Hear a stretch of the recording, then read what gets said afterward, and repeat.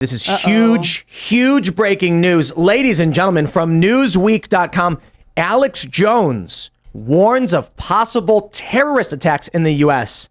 I can't believe it. That's crazy. Of all the people, Alex Jones saying this? I mean, if Alex is saying it, this is a shocking thing for him to say. It must be true. Yeah. Well, Newsweek loves him. They trust him implicitly. Let me just ask this question first. I want to say this. Yeah, Alex is correct.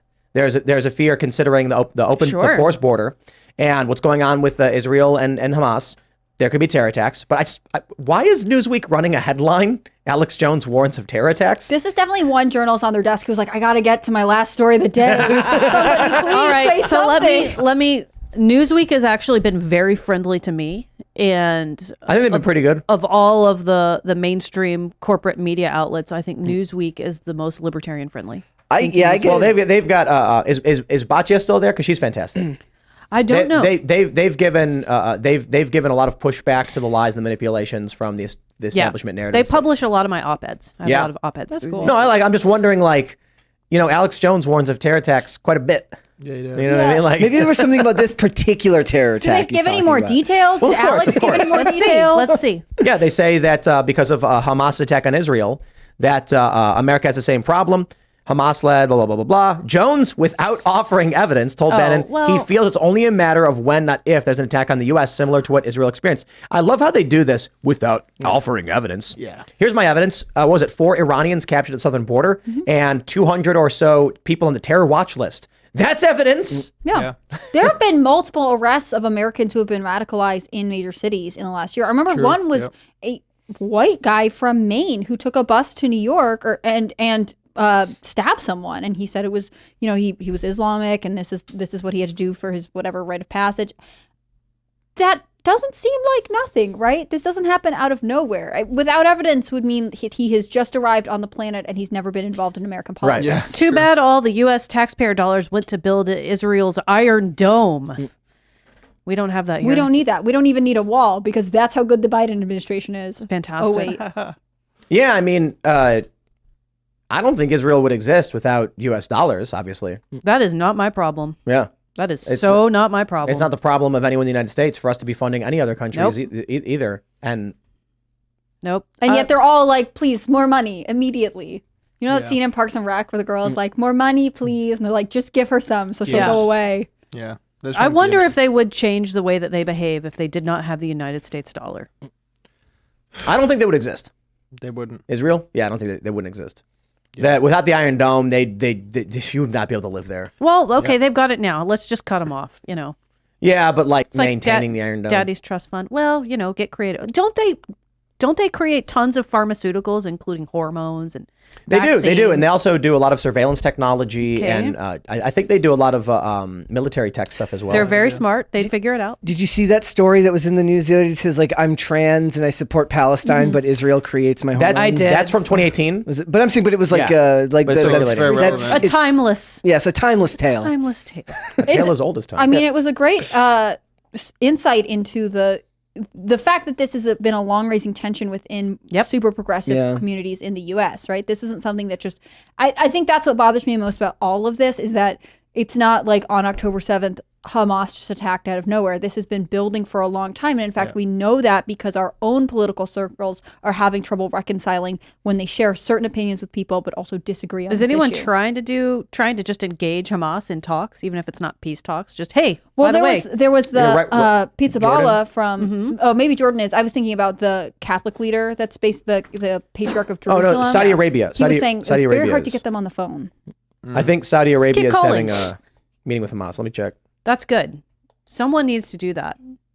Keep calling. But again, Hamas would have to be open to it. And I don't know that that's Hamas's top priority right now because they are not motivated for peace because they're motivated to claim land. They did reach out. They did reach out initially, I believe. And almost initially, but after that, I haven't heard anything else about it. So. Oh, okay. Well, the larger story is that Israeli and Saudi leaders were going to be meeting to have peace talks. Right. And then Hamas fired a bunch of rockets. Yeah. And now it's off. And now it's off. Yeah. Now it's off.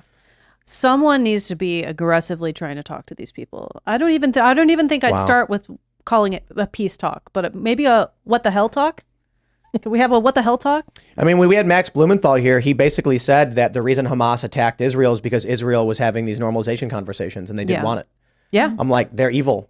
Yeah. That's Max really knows his stuff. He's very good on foreign policy. Yeah, but he's very pro-Palestine. He's outright saying like Hamas engaged in these actions targeting civilians and killing people because they were trying to stop peace in the Middle East. Out of desperation. Yeah. Well, because peace in the Middle East for them is a loss, right? Like they don't want peace in the Middle East because they don't want a two-state solution. Maybe I'm wrong in misinterpreting this, but the thing that Israel or other countries might present as peace is still considered not satisfactory. It seems incredibly disgusting and unsavory and unbelievable for us to like kind of have to wrestle with this right now. But when you look back throughout history and you look at things like the USS Liberty and the bombing of Pearl Harbor, there are things that are highly suspicious that our government has had intelligence on in 9/11, and then maybe it happened anyway. And so there's a real argument as to how much they knew.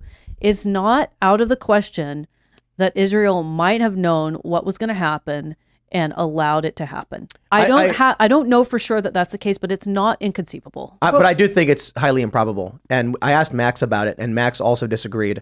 He said that Israel has this very serious, I forget what he called it, it's a military doctrine where they will shoot to kill their own soldiers if they're being captured by Hamas. Yeah. That's how much they do not want Israeli soldiers to be captured by Hamas. Oh, so I understand. The idea that they would allow hundreds of civilians and soldiers to be captured is unquestionable. How did they miss an attack when they have such high surveillance? That's the thing. The guy who came out and said something and spoke for Hamas said that they had only spoken about this between like 3 or 4 of the top individuals within Hamas. In person. So like...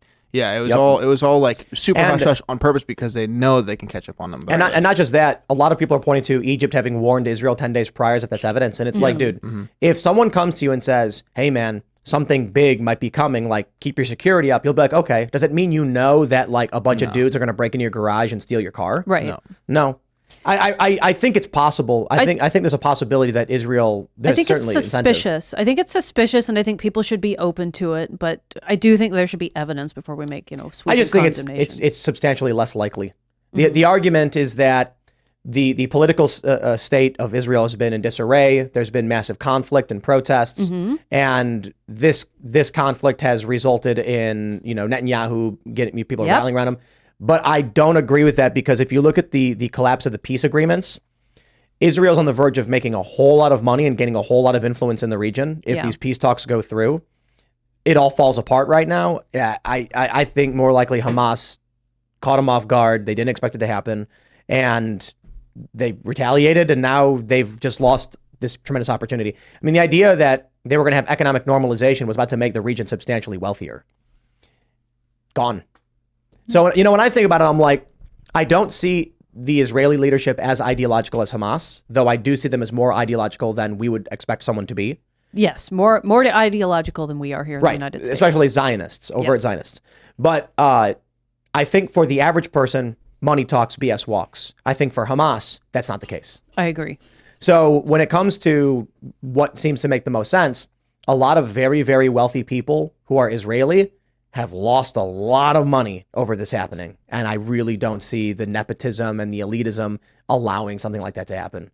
Like, I don't see them going and being like, we know this might happen, and all of our most wealthy, connected families are going to lose lots of money over it. And I don't know. They're probably, phone calls came in. I'm sure. Billionaires screaming in faces, serious threats. I will end your political career. How did you miss this? I really doubt some billionaire was like, well, I'm going to lose $100 million tomorrow, but it's okay. I don't think so. But everyone is rallying around Netanyahu. Sure. I mean, that happens. There are a lot of people that I've talked to about it where they're like, I know someone who's got like a wealthy family that they're Israeli, but they live in New York or whatever. I'm like, I don't think these people wanted to lose massive portions of their net worth. No, certainly not. Yeah. And I don't think they're that ideological. Netanyahu may see some benefit from this, but I ultimately think it's going to cost him substantially politically. Like, at the very least, he's going to owe a lot of people a lot of stuff. And not just him, a lot of people in the Israeli government who miss this. Do we know how long he's been in office now? Oh, man, it's like 16 years. It's a really long time. He was out of office for a minute there, right? He like got reelected, right? Mm-hmm. Yeah. I can look it up. 16 years.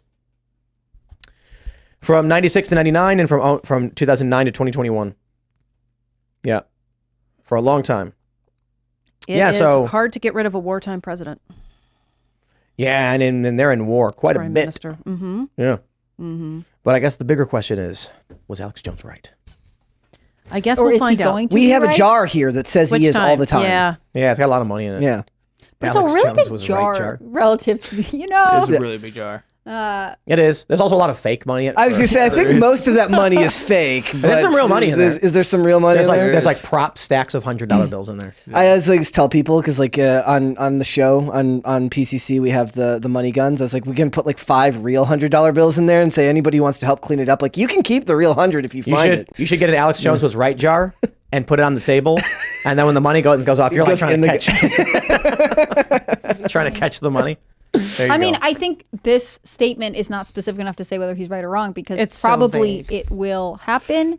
It's no shade to Newsweek journalists. I also sometimes struggle to get a story out at the end of the day, but I would like to have seen more specific. I just thought it was funny. Something. They would also But it deny was- the evidence anyways. But it's just Ron DeSantis said the same thing, and so like Kevin McCarthy said the same thing. It's not surprising that Alex Jones is now saying the same thing.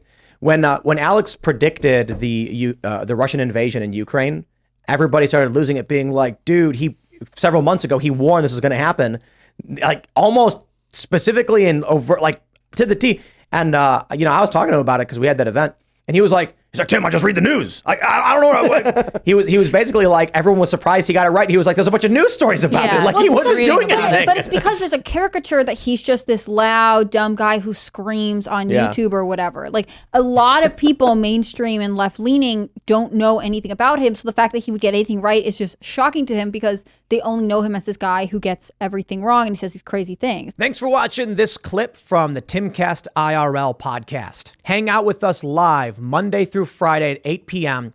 and become a member over at timcast.com for uncensored, members-only shows exclusive. Thanks for hanging out, and we'll see you all next time.